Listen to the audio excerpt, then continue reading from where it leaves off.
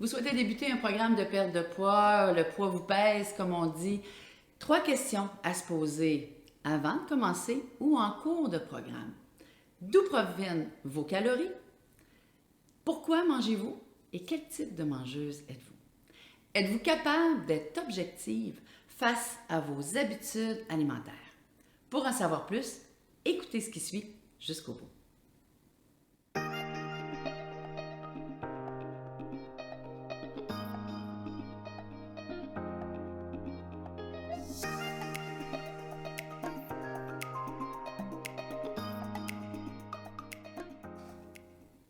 Bonjour, je m'appelle Hélène Bélanger, je suis coach en perte de poids depuis une dizaine d'années. J'ai aidé des centaines de personnes à perdre du poids.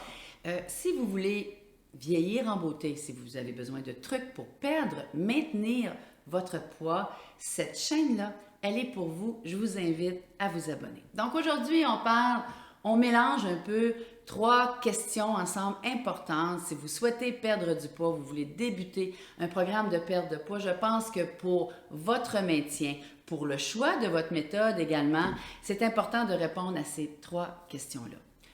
Première question, d'où proviennent vos calories? Important de le savoir. Est-ce que ça provient de votre grignotage? Est-ce que ça provient de vos assiettes trop volumineuses, des mauvais choix que vous faites à l'intérieur? Est-ce que c'est vos collations?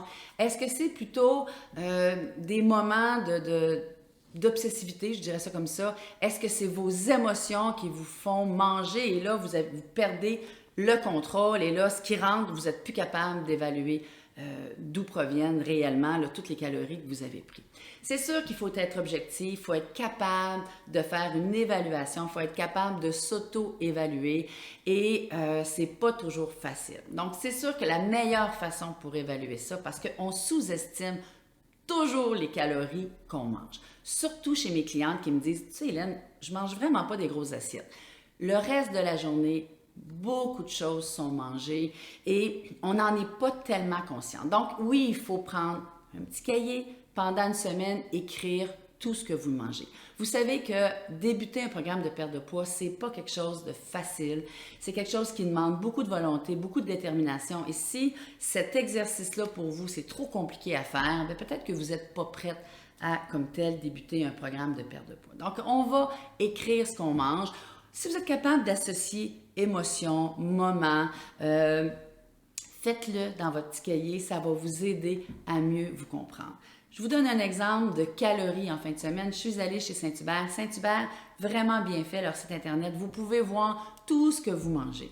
Donc, comme c'est mon travail d'évaluer les calories puis de connaître un peu les valeurs nutritionnelles, je suis allée voir qu'est-ce que mon mari avait mangé. C'est pour au Saint-Hubert, un demi-poulet, piri-piri, frites avec pas de petit dessert. Juste le poulet piri-piri avec une salade traditionnelle, on était à 1600 calories. OK? Si on y ajoute le petit dessert, bien à ce moment-là, on tourne autour de 2000-2100. Une femme, normalement, devrait à peu près manger 1800 à 2200, dépendant de ses activités et comment elle se dépense. Donc, vous comprenez que mon demi-poulet, qui n'est pas si mauvais que ça pour la santé, avait quand même pas loin de 2000 calories. Est-ce que vos calories proviennent de vos chips le soir? Est-ce que le matin, vous ne déjeunez pas, puis le midi, tout l'avant-midi, là, vous grignotez toutes sortes de choses? Est-ce qu'il y a des bonbons sur votre bureau? C'est important de savoir d'où proviennent ces calories-là. La plupart de mes clients, quand je leur dis, ils me disent « Ah Hélène, j'ai mangé 3 biscuits chocolat en fin de semaine. » C'était quoi les calories? Il y avait combien de calories dans les 3 biscuits? « Oh non, non, non, non. Moi, je ne regarde pas ça, les calories. Ça va trop me décourager. J'aime mieux pas savoir. » Êtes-vous une personne qui ne veut pas savoir? Êtes-vous quelqu'un qui dit « Ah non, moi, les calories, je ne veux pas regarder ça, ça va me décourager. » Bien, il faut le savoir. Il faut que vous ayez en tête, non pas exactement ce que vous mangez, mais au moins avoir une idée de la provenance de vos calories. OK? Est-ce que vous mangez, il faut différencier, on mange pour se nourrir, ce qui est intéressant, et on mange purement par plaisir. Êtes-vous capable de dire, ben là, j'ai assez mangé, ce soir, je vais manger quelque chose d'un peu plus santé. Ah, ça ne me tente pas, ça ne me fera pas plaisir de manger ça, je veux manger par plaisir. Est-ce que vous souffrez d'hypertension? Avez-vous le problème du syndrome métabolique, qu'on appelle là, un surpoids qui vous crée de l'hypertension, du diabète de type 2, du cholestérol? Si c'est le cas, donc ce que je comprends, c'est que la plupart de vos plaisirs alimentaires vous amènent à un surplus de poids. Donc, vous me dites, oui, j'aime ça manger, oui, on peut manger puis avoir du plaisir en même temps, ça se fait. Je suis une personne qui mange très bien et j'ai réellement beaucoup de plaisir à manger ce que je mange. Mais est-ce que c'est possible de faire les deux? Et si ce que vous mangez actuellement vous amène au diabète de type 2, donc vous avez du plaisir combien de minutes par jour? Pour tout le déplaisir que ça vous donne d'avoir ce surplus de poids-là, ça vous empêche peut-être de jouer avec vos petits-enfants, avec vos enfants, de faire le sport que vous faisiez il y a 5 ans, que vous n'êtes plus capable de faire, d'attacher vos souliers. Donc, est-ce que tous ces petits plaisirs-là alimentaires justifient comment le reste de votre vie est pénible quand vous allez magasiner, quand vous allez à la plage, quand vous allez dans le sud? Donc, questionnement. Est-ce que je peux me nourrir et avoir du plaisir en même temps? OK? Pourquoi on se pose ces questions-là? Parce qu'il faut l'anticiper. Si vous savez que vos calories proviennent de votre grignotage, êtes-vous capable de vous organiser autrement pour diminuer effectivement ces calories-là? OK? Pourquoi mangez-vous? Ça revient, ça se recoupe. Est-ce que vous mangez pour vous nourrir? Je l'ai dit. Est-ce que vous mangez par plaisir ou vous mangez pour combler quelque chose, une émotion qui est là ou des émotions qui sont là? Et ça, c'est très important. Je vous donne un exemple. J'arrive du travail, je me suis chicanée avec ma collègue de travail, je suis fatiguée et je vais à l'épicerie et là, j'achète tout ce qui me tombe sous la main qui a l'air bon. Parfait, j'arrive dans l'auto, je prends le sac de chips qui est dans le sac d'épicerie et je le mange dans l'auto. Même chose, vous allez au dépanneur, vous attendez même pas d'être rendu chez vous pour le manger. C'est là que ça presse, c'est là qu'il faut combler le besoin. Même chose, vous êtes le soir, vous avez plus faim et là, vous vous dites « Ah, je mangerais bien un petit quelque chose, je vais me prendre une cuillère de beurre d'arachide, ça va passer mon envie. » Je vais me prendre, après ça, j'ai encore faim, même si vous n'avez pas faim. Je prendrais une toast au beurre d'arachide. Est-ce que vous vous retrouvez là-dedans? Est-ce que ça devient dans votre tête un peu obsessif? Et là, ça se regroupe encore. Quel type de mangeuse êtes-vous? Êtes-vous la mangeuse raisonnable qui, effectivement, n'a pas tout à fait, a peut-être une assiette un petit peu trop volumineuse, a peut-être des mauvais choix, mais dans votre cas à vous, vous pourriez prendre une pilule ça remplacerait votre alimentation et vous seriez très contente parce que pour vous, faire à manger, c'est un paquet de troubles, c'est compliqué, puis vous n'aimez pas ça. Puis effectivement, vous avez des petits plaisirs ici et là, mais manger, en général, vous êtes une personne assez raisonnable. OK? Ou au contraire, pas au contraire, mais vous êtes une personne qui mange par plaisir.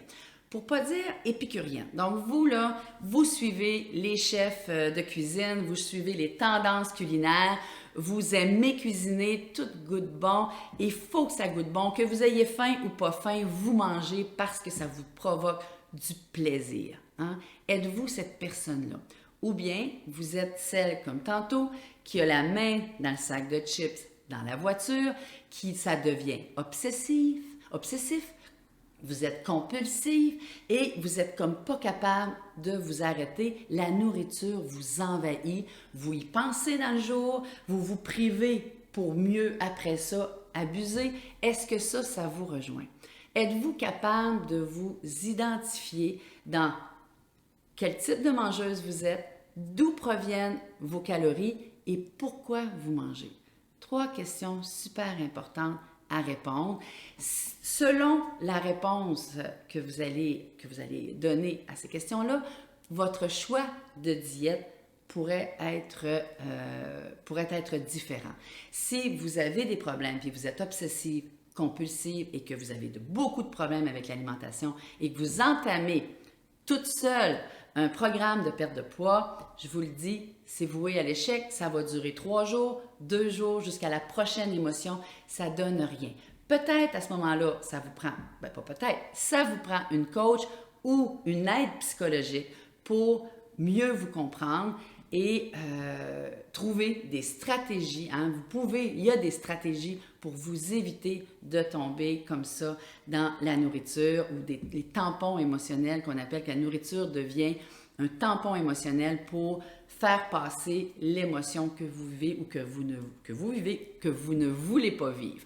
Donc, très important de répondre à ces 3 questions.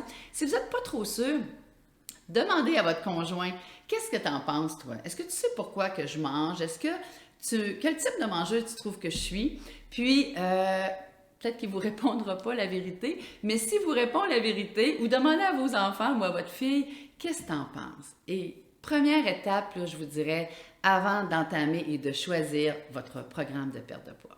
Si ça vous parle et si vous avez apprécié cette vidéo, je vous demande de la liker, je vous demande de vous abonner à ma chaîne. N'hésitez pas, ça me fait plaisir de vous donner des conseils. Je vous souhaite une super belle journée et à très bientôt.